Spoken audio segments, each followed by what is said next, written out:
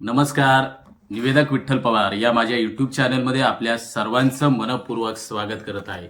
मराठी बांधवांना आणि भगिनींना सूत्रसंचालन क्षेत्रामध्ये करिअर करण्यासाठी मी आपल्याला मदत आणि मार्गदर्शन करतोय.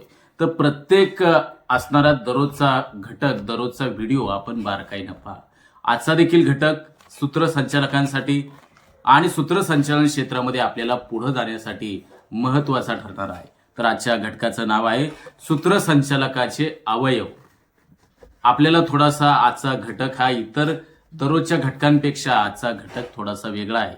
ज्याप्रमाणे बांधवांनो की आपल्या शरीराला अवयव असतात, उदाहरणार्थ हात, पाय, डोके, धड, जसे आपल्या शरीराचे अवयव आहेत आणि या अवयवाशिवाय शरीर आणि शरीराशिवाय अवयव ही कल्पनाच आपण करणार नाही.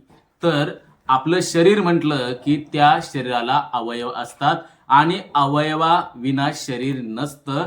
त्याच पद्धतीनं सूत्रसंचालकाला देखील अवयव असतात. मग ते नेमके कोणकोणते असतात हा देखील प्रश्न आपल्याला पडला असेल की आज हा घटक अतिशय वेगळा आहे. मी जे घटक घेतोय ते घटक मी माझ्या निरीक्षणातून, माझ्या अनुभवातून हे घटक मी दररोज त्याचं सादरीकरण करतोय. तर आजचा जो घटक आहे तो सूत्रसंचालकाचे अवयव. तर सूत्रसंचालकाचे अवयव हे 5 आहेत. पहिला अवयव आहे निरीक्षण, दुसरा अवयव आहे वाचन, तिसरा आहे मनन, चौथा आहे व्यासंग आणि पाचवा आहे श्रवण.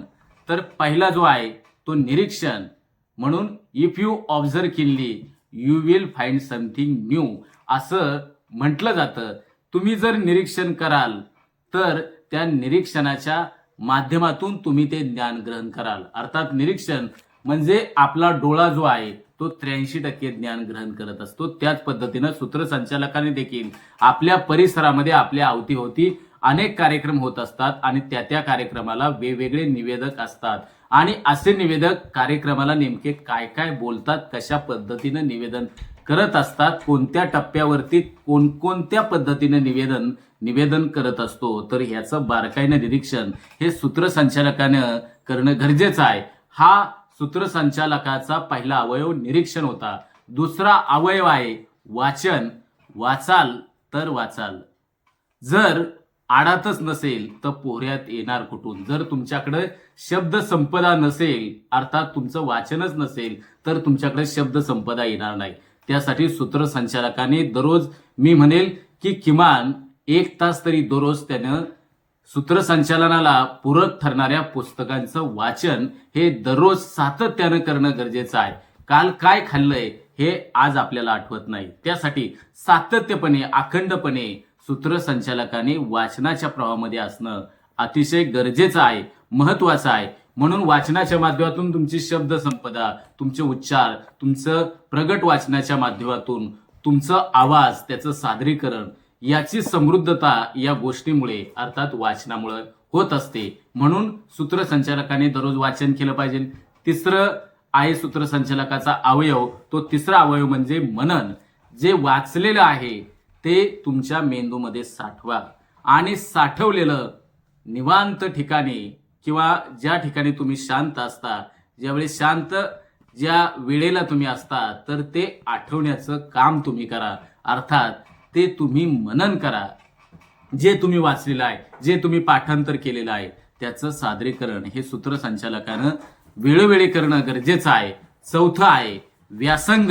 सूत्रसंचालकाला सूत्रसंचालनाचं कौशल्य जर अंगीकृत करायचंय, संपादित करायचं असेल, तर जुनं ते सोनं आणि नवं ते हवं या विचाराचा सूत्रसंचालक जर असेल, तर सूत्रसंचालकामध्ये व्यासंग हा अवयव सूत्रसंचालकाच्या अंगी येत असतो. तो अवयव त्याला तो मिळत असतो. आणि 5वा अवयव सूत्रसंचालकाचा आहे, तो अवयवाचं नाव आहे श्रवण. समर्थ ज्ञानेश्वरीमध्ये असं म्हणतात, तरी अवधान ऐकले देईजे, मग सर्व सुखाचे पत्र घेईजे, हे प्रतिनुत्तर माझे उघड ऐका. म्हणून त्यासाठी सूत्रसंचालकानं श्रवण म्हणजे जे ऐकायचंय ते व्यवस्थितरित्या, समजपूर्वक आकलन सूत्रसंचालकानं करणं गरजेचं आहे. त्यासाठी सुसंगती सदा घडो, सुजन वाक्य कानी पडो. आपल्याला ज्या क्षेत्रामध्ये करिअर करायचंय तर चांगल्या व्यक्तींशी संगत करा. चांगल्या व्यक्तींची जी सुसंगत असणारी वाक्य आहे, त्यांचे उद्बोधनात्मक ज्या ओळी आहेत, तर त्या ओळी सूत्रसंचालकाने व्यवस्थित ऐकण्याची मनस्थिती ठेवणं गरजेचं आहे. आपण दैनंदिन जीवनामध्ये जगत असताना आपल्या घरी, आपल्या परिसरामध्ये विविध कार्यक्रमाच्या माध्यमातून तर समोरच्याचं सूत्रसंचालकाने व्यवस्थित ऐकून समजून घेणं हे अतिशय गरजेचं आहे. अवधानपूर्वक सूत्रसंचालकाने ऐकलं पाहिजे. अशा रीतीनं हे सूत्रसंचालकाचे 5 अवयव, त्याची थोडक्यात माहिती या व्हिडिओच्या द्वारे मी दिलेली आहे. या 5 अवयवांशिवाय सूत्रसंचालक आपली भूमिका हा कदापिही पार पाडू शकणार नाही. त्यासाठी सूत्रसंचालकांनी हे 5 अवयव तुम्हाला जर असतील तरच तुम्ही सूत्रसंचालक असाल, तुम्ही निवेदन कराल. आणि या 5 अवयव जर तुमच्याकडे नसेल तर तुम्ही सूत्रसंचालक करताय किंवा सूत्रसंचालक आहे हे म्हणणं हे योग्य ठरणार नाही. चला तर आपले हे 5 अवयव सूत्रसंचालकामध्ये आहे का ह्याचं आपण परीक्षण करूया. आणि ते अवयव नसेल तर त्यासाठी आता आपण कामाला सुरुवात करूया. आणि महाराष्ट्रातला तमाम सूत्रसंचालकांना या व्हिडिओच्या द्वारे मी नम्र विनंती करेल की आपण माझे प्रत्येक असणाऱ्या दररोजचा एक व्हिडिओ आहे तो व्यवस्थित त्या बारकाईनं त्या व्हिडिओ पहा, समजून घ्या.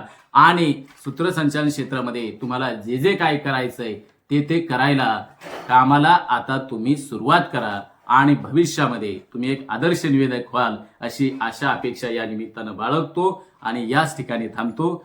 जय हिंद, जय महाराष्ट्र.